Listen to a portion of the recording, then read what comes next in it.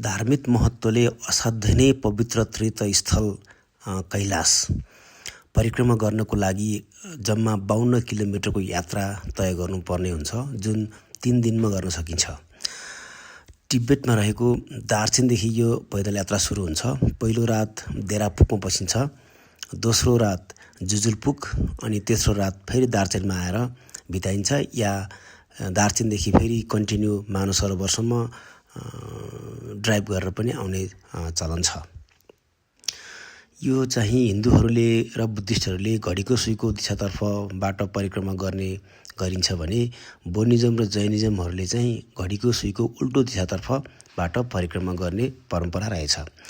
एक थरी धेरै नै धार्मिक बुद्धिस्टहरू चाहिँ यो सुत्दै र आफ्नो अङ्गले जति छुन सकिन्छ त्यो डिस्टेन्सको भागमा फेरि एउटा रेखा कोर्दै अनि फेरि सुत्दै गरेर परिक्रमा गर्ने चलन रहेछ। यो चाहिँ कैलाश देखिने ठाउँबाट मात्रै यस्तो गरिएको पनि मैले भेट्टाएँ। जुन ठाउँबाट कैलाश देखिन्छ, कैलाश देखेपछि यो गर्ने र कैलाश नदेखेको ठाउँमा चाहिँ फेरि सरासर आफ्नो हिसाबले पैदल यात्रा गर्ने मैले भेट्टाएँ। यो चाहिँ नौलो परम्परा रहेछ। उहाँहरू असाध्यै थाक्नुहुने रहेछ र बाटोमा हामीहरूले उहाँहरूलाई पनि पानी दिँदै गऱ्यौँ।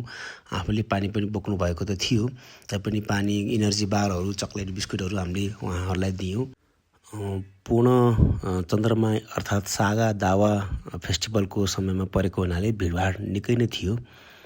बस्ने ठाउँहरूको प्री बुकिङ भएको कारणले गर्दा धेरै समस्या चाहिँ परेन।